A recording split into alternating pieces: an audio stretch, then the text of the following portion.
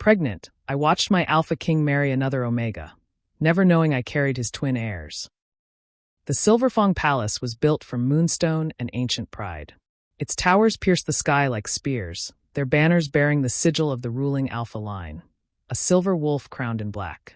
Every stone whispered authority. Every corridor smelled faintly of dominance, restraint, and history. And I did not belong here. I was Lior Vale, an Omega born without pedigree, without clan backing, without anything remarkable except a talent for remembering things no one else cared about. Dates. Treaties. Forgotten oaths buried in dusty volumes. That was why I worked as an archivist deep within the palace, the place no nobles ever wished to enter. The archives were quiet. Safe. They smelled of old paper and ink instead of alpha pheromones. Or at least they used to. Because every time King Aurelius Nightfong passed through the lower halls, even the deepest corners of the palace changed. I felt him before I saw him. A subtle pressure in the chest. A tightening low in my stomach. The instinctive bow of my head as my Omega nature recognized a presence far above my station. The Alpha King. He was everything the songs claimed and more. Towering, broad-shouldered, his silver hair tied back in a warrior's knot, eyes the color of storm-forged steel. His aura was controlled to the point of suffocation. No reckless dominance, no unnecessary cruelty. Just absolute command. The first time he spoke to me, I thought I had imagined it. "You're the archivist." Not a question. I froze mid-scroll, heart hammering as I turned. "Yes, Your Majesty," I answered, lowering my gaze immediately. Omegas were taught early. Do not meet an Alpha King's eyes unless invited. He studied me in silence. I could feel it, the weight of his attention pressing down like gravity. "You cataloged the pre-unification treaties?" "Yes, sire." A pause. "Efficient work." That was all. 2 words. They echoed in my mind for weeks. From that day on, I noticed him everywhere. Not because he sought me out, but because my awareness sharpened painfully around him. The subtle way his gaze lingered a fraction longer than necessary. The way his steps slowed when passing the archive wing. The way my suppressants seemed less effective whenever he was near. I told myself it meant nothing. Alpha Kings did not look at Omegas like me. Especially not when the court buzzed constantly with rumors of his impending marriage. To a highborn Omega who could strengthen alliances, bear heirs, and fit perfectly beside the throne. I was invisible, and I was grateful for it. Until the storm. It came without warning, violent, howling, shaking the palace walls as if the gods themselves were furious. The upper corridors were sealed, servants dismissed, guards repositioned. I had stayed late in the Eastern Archive Tower, lost in translating a brittle, centuries-old manuscript. By the time I realized the hour, the corridors outside were already deserted. Thunder cracked so loudly the shelves trembled. I gathered my cloak and stepped into the hall, only to find the doors sealed by royal order. I was trapped. Before panic could fully bloom, a presence slammed into my senses. Raw. Overwhelming. Alpha pheromones, no longer restrained. My knees weakened. I turned slowly. King Aurelius stood at the far end of the corridor, one hand braced against the stone wall, breath uneven, jaw clenched so tightly I could see the muscle jump. His eyes were dark. Too dark. Rut. An Alpha King's rut was not something palace training prepared you for. It was instinct stripped bare, power seeking anchor, dominance searching for equilibrium. "Leave," he growled, voice rough, strained. I wanted to obey. Truly I did. But the doors were sealed. And his scent, sharp winter air mixed with steel and something achingly warm, wrapped around me, tugging at my Omega instincts despite every suppressant in my system screaming in protest. "I can't, Your Majesty," I whispered. His eyes snapped to mine. For the first time, he really saw me. The silence stretched, broken only by thunder and his ragged breathing. "Stay back," he ordered. I took one step, and the world tilted. Something ancient locked into place between us. Not command. Not force. Recognition. He reached out, not to grab, but to steady me as I swayed. The moment his fingers brushed my wrist, everything unraveled. The storm outside roared, but the storm inside was louder. Heat, confusion, fear, longing I had buried so deep I believed it dead. "I won't hurt you," he said hoarsely, as if speaking as much to himself as to me. I believed him. That was my mistake. That night blurred into fragments, stone walls cold against my back, his voice rough with restraint, my name spoken like a vow he didn't realize he was making. There was no crown, no throne, no Alpha King. Only two souls caught in something neither had planned. When dawn came, it came cruelly. He was already dressed, his composure restored like armor snapped back into place. I sat on the edge of the narrow resting couch, cloak wrapped tightly around myself, heart pounding with everything I didn't dare hope. He didn't meet my eyes. "What happened last night will not be spoken of," he said quietly. Each word cut cleanly. "I take responsibility," he continued. "You will not be harmed. Your position remains secure." Position. Not me. I nodded because that was what an Omega like me was supposed to do. "Yes, Your Majesty." He hesitated, just once, then turned and left. The door closed. The silence afterward was unbearable. I pressed a hand to my chest, telling myself it was over. Just one night. A secret swallowed by palace stone. But weeks later, as I stood alone in the archive, nausea rolled through me so violently I barely made it to the basin. And in that moment, before any healer, before any confirmation, I knew. The Alpha King had walked away. But he had left something behind. The palace bells rang at dawn. They did not toll for mourning, nor for victory in war, but for celebration. Their sound rolled across Silverfong like a wave of polished steel, bright and merciless, echoing through corridors, courtyards, and the deepest chambers of the palace. I heard them even in the archive wing, where the bells were usually little more than a distant murmur. This time, they were loud enough to shake dust from the shelves. I froze, quills slipping from my fingers. Bells at dawn meant only one thing. A royal announcement. The other archivists whispered nervously, exchanging glances filled with anticipation. Everyone in the palace had been waiting for this moment for months. The Alpha King would finally choose his mate. My stomach twisted, not from excitement, but from a sickness that had haunted me for days now. A dull, persistent nausea that came in waves, worse in the mornings. I had dismissed it as stress. Grief. The aftermath of a night I was trying desperately to forget. I bent to retrieve my quill, hands trembling.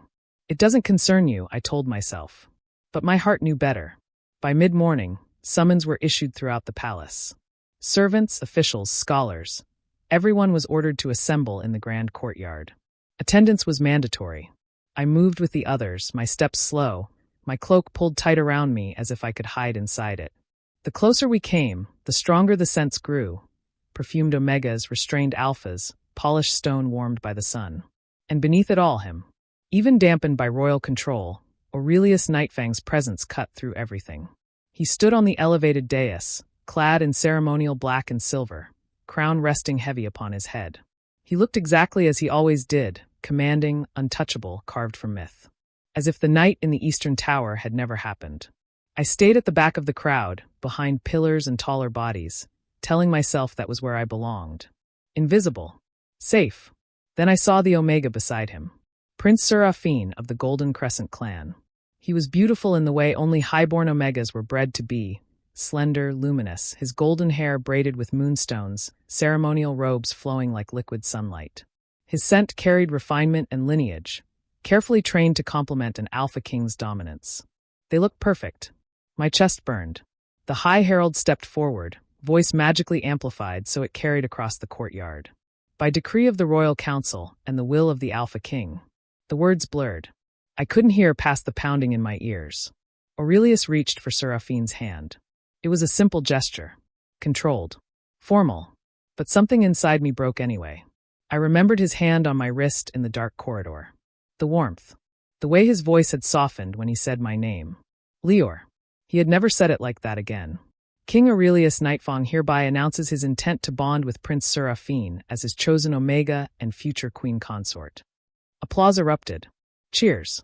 Cries of joy. The palace roared with approval. I stood frozen, unable to clap, unable to breathe. The Alpha King turned slightly, lifting Seraphine's hand so the ring caught the sunlight, a flawless gem pulsing faintly with alpha energy. A mating ring. My vision blurred. I pressed my palm against my stomach, a protective instinct I didn't yet understand fully, but obeyed without thought. "I'm sorry," I whispered silently. I didn't know. I didn't know yet. For just a moment, so brief I might have imagined it, Aurelius's gaze swept the crowd. It passed over faces, over ranks of nobles and servants, and skipped right over me. He did not look back. The celebration lasted all day. I avoided it. I fled back to the archives under the excuse of unfinished work, locking myself into a corner alcove where the smell of dust and parchment was familiar and dull. I told myself I would cry later, when I was alone, when it was safe. But my body betrayed me. The nausea hit hard and fast. I barely made it to the basin before retching violently, clutching the cold stone as my vision swam. A senior archivist knocked once before entering. "Lior, are you unwell?" "I'm fine," I lied hoarsely. She frowned. "You're pale. Have you visited a healer?" "No." She hesitated, then lowered her voice. "Omega cycles can be disrupted by stress. Be careful." I nodded, heart racing. That evening, when the celebrations finally dimmed, I found myself outside the palace infirmary without remembering how I got there. The healer on duty was old, sharp-eyed, her scent neutral and comforting. She listened in silence as I described my symptoms. Then she reached for my wrist. Her expression changed immediately. She ran the test twice, then a third time. Finally, she looked up at me, slowly, carefully.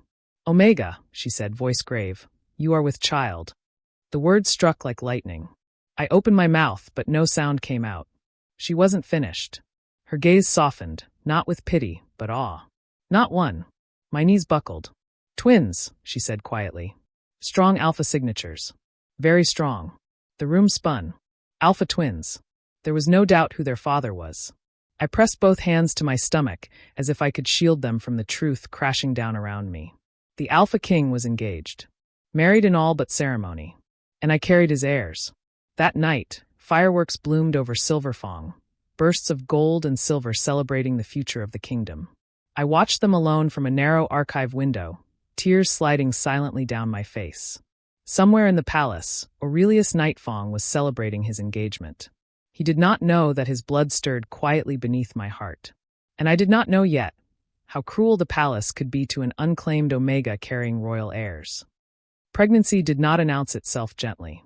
It arrived like a secret screaming beneath my skin.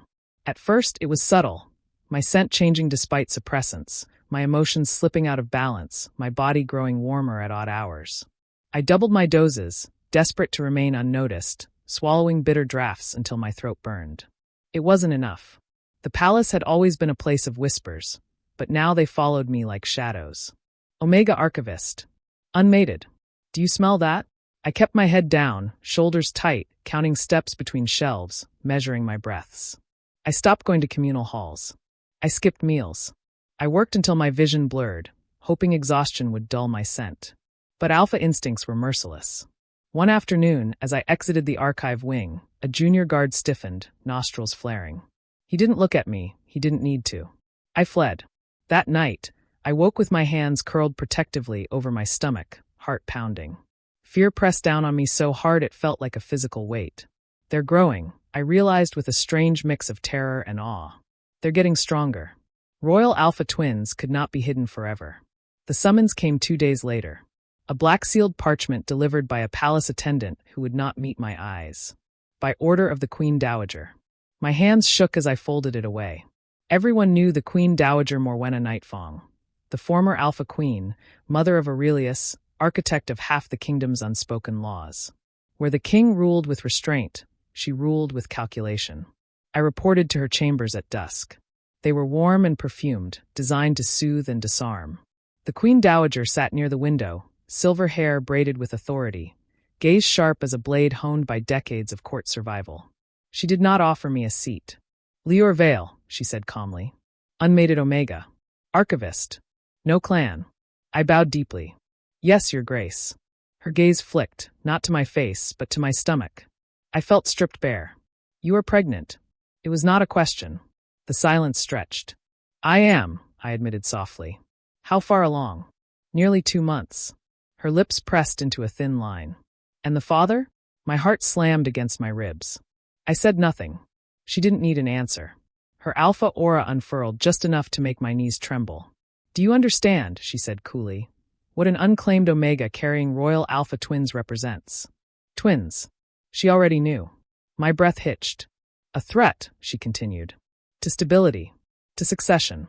To the queen consort's legitimacy." I swallowed hard. "I never intended." "Intentions are irrelevant," she cut in. "Only outcomes matter." She rose, circling me slowly. "You have 2 paths." A servant entered silently, placing a crystal vial on the table. My stomach clenched. Path 1, the Queen Dowager said. You drink suppression drafts strong enough to resolve the issue. Resolve. My vision blurred. Path 2, she continued evenly. You leave Silverfong tonight. Your records erased. Your position filled. Your existence forgotten. I stared at the vial. Inside it, the liquid shimmered faintly, beautiful and deadly. My hands curled into fists. I won't, I whispered. She stopped in front of me. You will not what? I won't harm them. The room went very still. For a heartbeat, something like surprise flickered across her face. Then it vanished. You are an Omega, she said coldly. You do not get to choose the fate of royal blood. I lifted my head for the first time. They are alive, I said, voice trembling but steady. And they are innocent. Silence. Then, unexpectedly, she laughed, soft and humorless. Very well, she said. Choose exile. I was given until midnight. No escort. No announcement. No farewell. Just a small pouch of coins and a warning. If you ever return, the Queen Dowager said, you will not leave again. Packing was agony. I returned to my narrow chamber, every familiar object suddenly heavy with memory. I folded my clothes mechanically, tears dripping onto the fabric. I burned letters. I hid the healer's report deep inside my bag.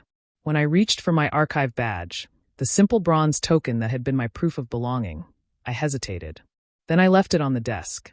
The palace did not deserve my loyalty. As I slipped through the servant corridors, laughter echoed from distant halls.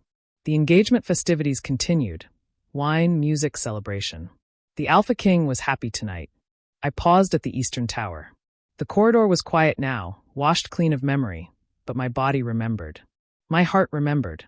I pressed my palm to the cold stone wall and whispered, "Goodbye." The gates opened silently. No one stopped me. Beyond them, the night air was sharp and unforgiving. As I crossed the threshold, pain flared suddenly in my abdomen, sharp enough to steal my breath. Panic surged. "No," I whispered, clutching myself. "Please not now." I forced myself to breathe slowly until the pain eased. They were still safe. I kept walking. With every step away from Silverfong, fear gave way to something harder, stronger. Resolve. I placed both hands over my stomach, voice breaking but fierce. "I don't know what the world will do to us," I whispered to the lives inside me. "But I swear, I will protect you, even if I have to disappear forever." Behind me, the palace lights glowed warm and golden. Ahead of me lay darkness, exile, and uncertainty. But for the first time since the bells rang, I did not feel weak. I felt like a parent. King Aurelius Nightfong had ruled Silverfong for 7 years. In those 7 years, he had crushed rebellions, negotiated bloodless treaties, and carried the weight of an entire kingdom without faltering once. Yet nothing, had prepared him for the emptiness that followed Lior Vale's disappearance. At first, he didn't notice it. Kings were busy creatures. Council meetings bled into military briefings. Engagement ceremonies demanded rehearsals. Seraphine's presence required constant diplomacy, smiles, appearances, restraint. Everything looked perfect. Everything felt wrong. It began as restlessness. Sleep abandoned him. His dreams were fragmented, stone corridors, the scent of old parchment, a soft voice whispering his name with no expectation attached to it. Lior. He would wake with his hands clenched, rut pressure simmering just beneath the surface, his alpha instincts snarling in confusion. He increased suppressants. They barely worked. The bond pull should have settled once he announced his engagement. That was how it was supposed to work. Political mates brought stability. Desire could be managed. Instincts could be trained into obedience. Aurelius had believed that. But instead of calm, his alpha felt unanchored. His rut struck early. Violently. During a council session, the air thickened so suddenly that the guards stiffened in alarm. The noble alphas shifted uncomfortably in their seats. Aurelius rose abruptly. Dismissed. No one argued. He locked himself inside the royal training chamber, stripped of crown and cloak, fists slamming into reinforced stone until cracks spidered across the wall. Enough, he snarled, to himself, to his body, to instincts that refused reason. The scent that haunted him was not Seraphine's. It was parchment and rain. Quiet warmth. An Omega who never once demanded anything from him. "Your Majesty." Seraphine stood in the doorway later that night, golden eyes concerned. "You should rest." Aurelius studied him carefully. Seraphine was flawless. Graceful. perfectly trained. His scent fit the role of queen consort like a key crafted for a lock. And yet, when Seraphine reached for him, Aurelius felt nothing but obligation. Guilt settled heavy in his chest. "I'm fine," Aurelius said curtly. Seraphine hesitated. "You've been distant." Aurelius said nothing. Because how could he explain that the Alpha King of Silverfong was losing control over a bond that had never been acknowledged? The first crack in the illusion came from an unexpected place. Captain Ral, head of palace security, stood rigidly in Aurelius's private study. "There's been an irregularity," Ral said. Aurelius looked up sharply. "Speak." An archivist, Lior Vale, failed to report for duty 3 weeks ago. His records were erased. Aurelius's blood went cold. "Erased?" "Yes, Your Majesty. By Queen Dowager authority." The room seemed to tilt. "Lior. Gone. Without a word. Without explanation." The memory of that morning in the Eastern Tower slammed back into him with brutal clarity. Lior's bowed head, the way he'd said yes, Your Majesty, like a blade sliding between them. Aurelius had told himself he was protecting him. Instead, he had abandoned him. "Find him," Aurelius said quietly. Ral blinked. "Your Majesty?" "Find him." The alpha aura in the room exploded outward, rattling windows, bending even the captain's knees. "Every border," Aurelius growled. "Every village. Every road out of Silverfong." Ral bowed deeply. "At once." The truth followed swiftly. A dismissed palace maid, drunk, terrified, and guilt-ridden, confessed everything. The nausea, the healer, the summons, the exile, and the final devastating detail. "Twins," she whispered. The healer said, "Alpha twins." Aurelius didn't remember drawing his sword. He only remembered the sound, steel screaming as it split the council table in two. The world narrowed to a single, unbearable truth. My heirs. My Omega. Exiled. Alone. Carrying his children. The Alpha King of Silverfong, feared by enemies, revered by allies, fell to his knees.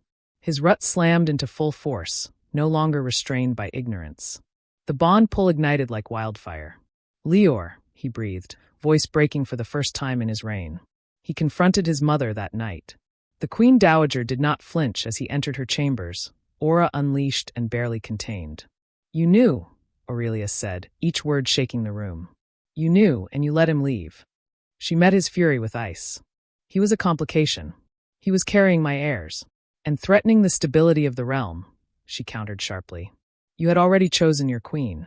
"I chose politics," Aurelius snarled. "You chose cruelty." For a long moment, mother and son stared at each other, two alphas locked in a silent war. Then Aurelius turned away. "This ends," he said. "Now." Days passed. Weeks. No trace.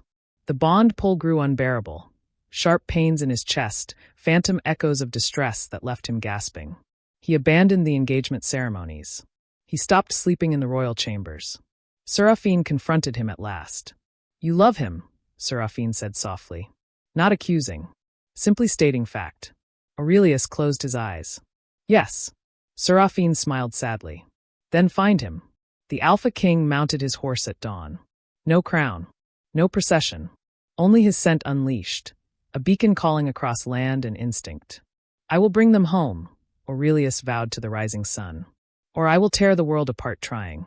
Far away, beyond borders and banners, something stirred. A bond stretched, strained, but not broken. The Snowlands did not welcome strangers. They rose pale and endless beyond the southern borders. Fields of white broken only by jagged stone and skeletal trees frozen mid-reach. Wind scoured the land constantly, stripping warmth from bone and breath alike. Even seasoned travelers avoided this region unless desperation drove them. Desperation had driven me. By the time I reached the Snowlands, winter had already sunk its teeth deep into the world. My cloak was threadbare. My boots leaked. Each step sent pain up my legs and a dull ache through my lower back. And still I walked. Because stopping meant freezing. Because resting meant fear. Because inside me, two small lives pulsed with quiet insistence, reminding me that I could not give up. Not yet, not ever. I found the village by accident. A cluster of stone huts crouched low against the wind, smoke curling thinly from chimneys like exhausted sighs. I collapsed at the edge of it, vision tunneling, snow soaking instantly through my clothes. I woke to warmth. Real warmth. A fire crackled nearby. Rough blankets covered me. The scent of herbs and earth replaced the sterile sharpness of palace stone. "You're lucky," a voice said. "Another hour in the storm, and we'd have buried you instead." I turned my head slowly. The healer was nothing like the palace ones. No silks, no attendants, no polished neutrality. She was broad-shouldered, weather-lined, her hair braided tightly to keep it from freezing. Her alpha scent was faint, restrained, respectful. "Don't move," she added. "Your body's been fighting too long." My hand flew instinctively to my stomach. She followed my gaze. "Yes," she said gently. "They're alive. Both of them." Relief hit me so hard I sobbed. I hadn't realized how tightly I'd been holding myself together until that moment. The days blurred together after that. The village took me in, not because they knew who I was, but because they understood survival. I was given a small room near the healer's hut. Chores lightened as my condition became impossible to hide. My belly grew fast. Too fast. The healer frowned more often, pressing her palm to my stomach, murmuring under her breath. "Strong," she muttered. "Too strong for a lone Omega." The twins kicked constantly, one measured and steady, the other sharp and demanding. At night, I lay awake with both hands resting over them, whispering stories I barely remembered from my own childhood. About warmth. About safety. About a future that didn't hurt. Labor came early.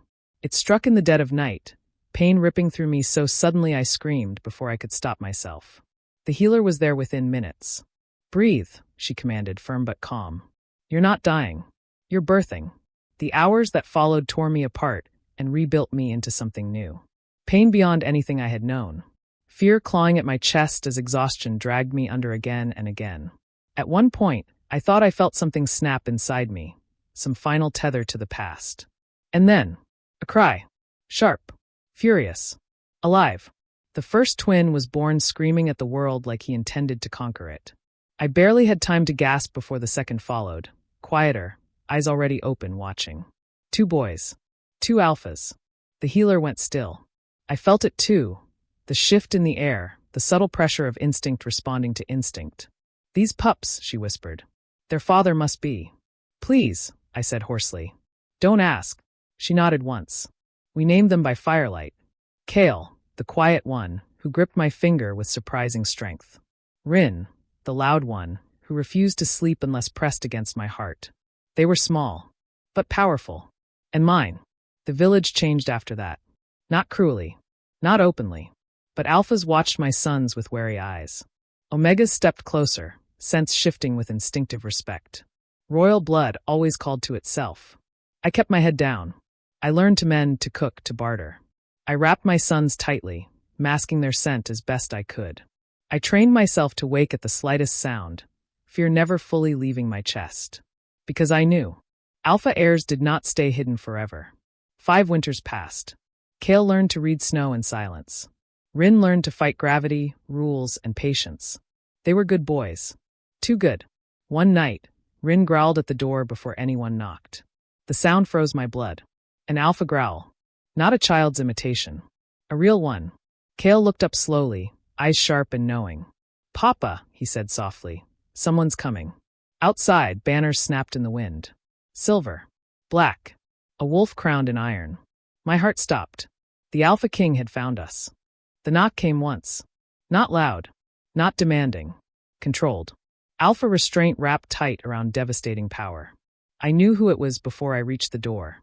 My hands trembled as I rested them against the rough wood. Behind me, Kale and Rin stood shoulder to shoulder, barefoot, unafraid, eyes glowing faintly silver in the dim firelight.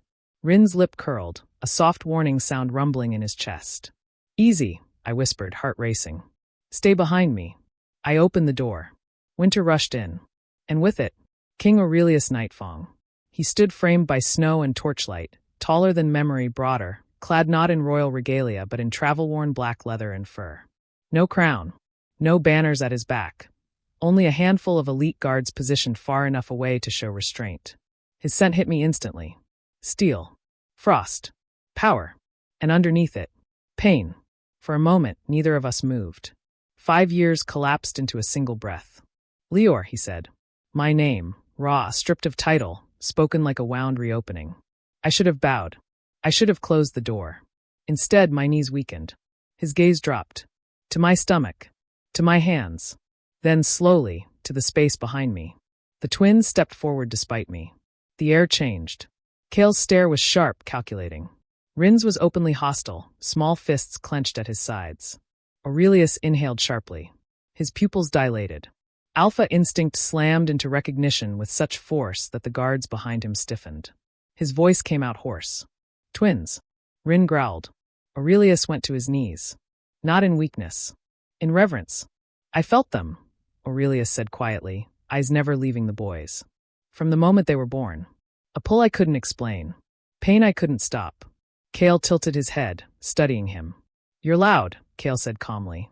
Inside, Aurelius let out a broken laugh. Yes, he murmured. That sounds like me. Rin stepped closer, placing himself directly in front of Kale. Protective, instinctive. Papa's ours, Rin said. You don't take him. The words shattered something in Aurelius's chest. I won't, he said immediately. I swear it. I found my voice at last. You don't get to swear things, I said, sharper than I intended. Not anymore. Aurelius looked up at me. Really looked. The lines at the corners of his eyes were deeper. His hair was threaded with silver that hadn't been there before. His composure, once unbreakable, was cracked wide open. You're right, he said. I don't. Silence stretched between us, thick with everything unsaid. Then he bowed his head. I failed you. My breath caught. I failed them, he continued. And I will spend the rest of my life making amends, if you allow me. Tears burned my eyes. 5 years ago, I would have folded at those words. Now I stood firm. You married another Omega. His jaw tightened. Yes. You let your mother erase me. Yes. You let me leave alone, pregnant, afraid. I didn't know, he said fiercely. But I should have. That ignorance is mine to carry. Rin took my hand. Kale took the other. Their warmth grounded me. They survived, I said softly. Not because of you. In spite of you. Aurelius nodded. I know. The village healer arrived quietly, sensing the shift. Her eyes widened at the sight of him. So, she said dryly. The mountain finally came looking for its echo. Aurelius met her gaze respectfully. Thank you, he said simply, for keeping them alive. She studied him for a long moment, then stepped aside. Talk, she said, but don't break what I put back together. Inside, the fire crackled. Aurelius sat on the floor, on their level, despite the obvious discomfort. He did not reach for the twins, did not invade their space. He waited. That alone changed something. What are your names? He asked gently. Kale, said Kale. Rin, said Rin. I bite. Aurelius smiled faintly. I deserve that. He looked at me. You named them well. I swallowed. They needed strength, I said. And choice. Aurelius's voice softened. So do you. Night deepened. Snow fell harder. The guards withdrew further at Aurelius's silent signal. He stayed. Not as king. As father. As Alpha who had lost his way. When the twins finally grew tired, Aurelius surprised me again, removing his cloak and draping it over them instead of himself. They run hot, he murmured. Alpha blood. I stiffened. You feel it. I always did, he said quietly. Even before I knew why. He turned to me then, eyes steady. I will not force you to return, he said. I will not claim them without you. Whatever you choose, I accept. My chest ached. For now, I said slowly, you can stay the night. Hope flickered. For them, I added. It was enough. Later, when the twins slept between us, one on each side, I lay awake, staring at the ceiling. Aurelius didn't touch me. Didn't crowd. Didn't claim. Just breathed. Present. At dawn, I finally spoke. You don't get forgiveness yet, I said softly. I know. But you can try, I continued. Slowly. His hand hovered near mine. May I? He asked. I hesitated. Then nodded. Our fingers brushed. Not a bond. Not a claim. Just the beginning of something fragile. Something real. Outside, the storm eased. Inside, the past finally exhaled. We did not return to Silverfong in triumph. There were no banners. No horns. No public procession. Only a quiet caravan cutting through frost-covered roads, guarded discreetly by the king's elite. Far enough to respect my space, close enough to ensure no one dared touch us. Aurelius rode beside the wagon instead of within it. Not once did he order me to do anything. That alone unsettled the court more than any declaration ever could. The twins hated the palace immediately. Kale watched everything with narrowed eyes, cataloging exits, patterns, people. Rin bristled at every alpha scent, instinctively stepping in front of me like a small wolf guarding its den. Too loud, Rin muttered as we crossed the threshold. Too many lies, Kale added quietly. I couldn't disagree. The Silverfong palace gleamed just as it always had. Moonstone walls polished to perfection, banners immaculate, floors scrubbed of memory. But to me, it smelled of fear disguised as order. The council convened within hours. Not at Aurelius's command, but because panic spread faster than royal decree. The Alpha King had returned with an unclaimed Omega, 2 Alpha heirs, and no queen consort at his side. The throne room was packed. Alphas bristled. Omegas whispered. Advisors shuffled parchments like shields. The Queen Dowager sat rigid beside the throne, her expression unreadable. Seraphine stood several steps back, no crown, no ceremonial robes. Already the world was shifting. Bring them forward, the High Counselor said carefully. I stepped back instinctively. Aurelius stepped forward immediately. They stand with me, he said. His tone ended the debate before it began. Kale squeezed my hand once. Rin lifted his chin defiantly. We moved together. The room inhaled sharply as the twins' presence hit them. Alpha aura untrained, wild, unmistakable. Murmurs rippled like a shockwave. Twins. So young. That dominance. The Queen Dowager's grip tightened on her cane. The accusations came swiftly. Unverified heirs. An Omega of no standing. A threat to the Queen Consort. Aurelius let them speak. Then he raised one hand. Silence fell like a blade. These children are mine, he said. Born of my blood. Bound by instinct and bond. He turned to me. And their Omega parent stands here by choice. Every eye snapped to me. My chest tightened. 5 years ago, I would have bowed. I didn't. I was exiled, I said calmly. Threatened. Offered poison or erasure. Gasps echoed. The Queen Dowager rose. You accuse without proof. Enough, Seraphine said. Every head turned. The Golden Crescent Omega stepped forward, voice steady. I knew, Seraphine said. About Lior. The room exploded. I knew the Queen Dowager orchestrated his removal. I knew the Alpha King's rut had bonded him elsewhere. Aurelius stiffened. Seraphine met his gaze. I married you to fulfill duty, not to claim what was never mine. Silence followed, heavy, stunned. Seraphine bowed to me. I am sorry. Tears burned my eyes. Not from pain. From release. The Queen Dowager struck her cane against the floor. You would tear apart the kingdom for sentiment? She snapped. For an Omega who abandoned his place? I stepped forward. I didn't abandon anything, I said quietly. I survived. Kale spoke then, his voice clear, piercing. You hurt our papa. Rin snarled. You don't get to choose who lives. The Queen Dowager faltered. Just for a second. That was enough. Aurelius stood. By royal authority, he declared, Morwenna Nightfong is stripped of advisory power, titles suspended pending investigation. The Queen Dowager stared at her son, truly stared, for the first time in years. You would undo everything I built? No, Aurelius said coldly. I'm undoing what you broke. The council dissolved in chaos. But the most important decision had not yet been made. That night, Aurelius did not summon me. He waited. I came to him instead, standing in the doorway of his chambers, heart pounding. This isn't finished, I said. I know, he replied. I stepped inside. For years I was acted upon, I said. Chosen. Removed. Hidden. He listened. I won't be claimed to fix your mistakes, I continued. I won't be your Omega because it's convenient. He knelt. Not theatrically. Genuinely. Then don't be, he said. Be mine only if you choose me. Silence stretched between us. The bond hummed, quiet, patient. I exhaled. I choose to try, I said. Hope flared, careful, restrained. That's all I ask. The next morning, the proclamation shook Silverfong. Not of marriage, but of recognition. The twins were declared royal heirs, protected under law. I was named Royal Guardian Omega, with full rights, no binding yet imposed. The court reeled. For the first time in history, an Omega stood beside the throne unclaimed by law, but unbroken by choice. That night, I stood on the balcony with Aurelius, watching the city glow. You changed everything, he said quietly. No, I replied.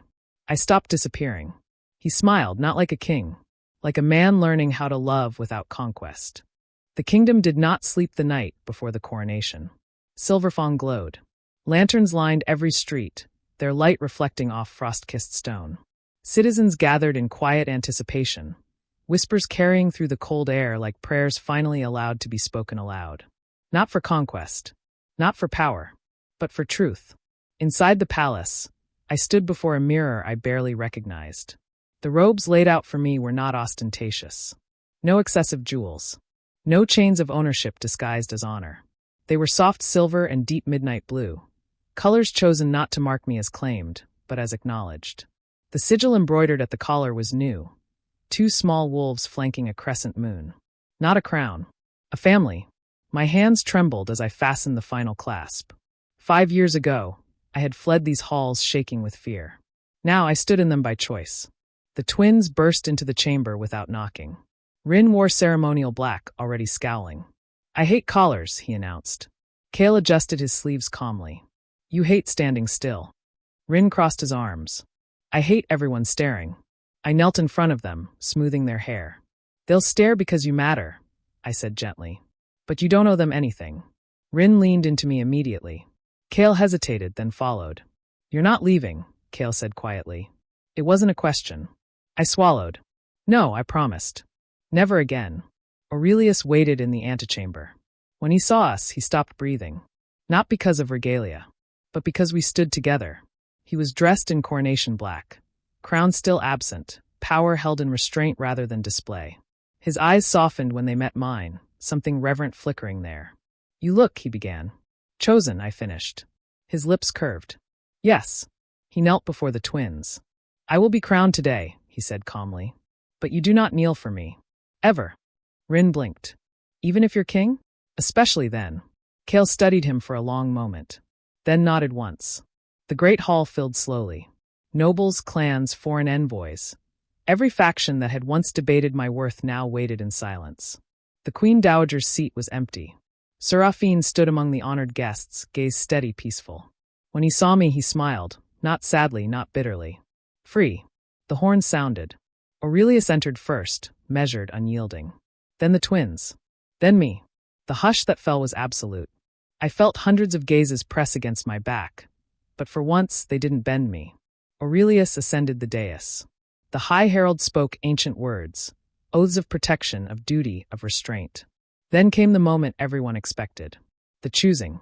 The bond. The claiming. Aurelius turned, not to the court, but to me. "Lior Vale," he said, voice carrying without force. "I stand as king. But I will not stand whole unless you choose to stand beside me." The room held its breath. I stepped forward. "I was once silenced," I said clearly. "Hidden. Erased. Not because I lacked worth, but because others feared my existence." Murmurs rippled. "I will not accept a bond born of apology," I continued, "nor a crown offered as compensation." Aurelius did not interrupt. "I accept this place," I said, "because I am no longer afraid to be seen." I turned to him. "And because you learned how to wait." Aurelius bowed his head. "Will you bond with me?" he asked softly. "Not as my omega, but as my equal?" I reached for his hands. "Yes." The bond ignited, not violently, not possessively. Warm. Steady. Chosen. The twins' eyes glowed faintly silver as the magic settled, recognition complete. The crown descended. The hall erupted.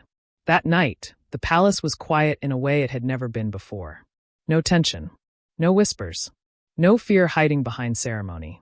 I stood on the balcony, cool air brushing my face. Aurelius joined me without sound. "You didn't have to do that publicly," he said. "You could have." "I needed to," I replied. "So they know I won't disappear again." He nodded. "I will spend my reign proving I heard you." I looked at him. "No," I said gently. "You'll spend it with me." Inside, the twins slept, curled together like mirrored moons. A family. At last. Later, as dawn crept over Silverfong, Aurelius rested his forehead against mine. "I loved you long before I knew your name," he admitted quietly. I smiled. "And I loved you," I said, "long before you deserved it." He laughed softly. "I intend to earn it." We watched the sun rise, not as Alpha and Omega bound by fate, but as two people who had survived it.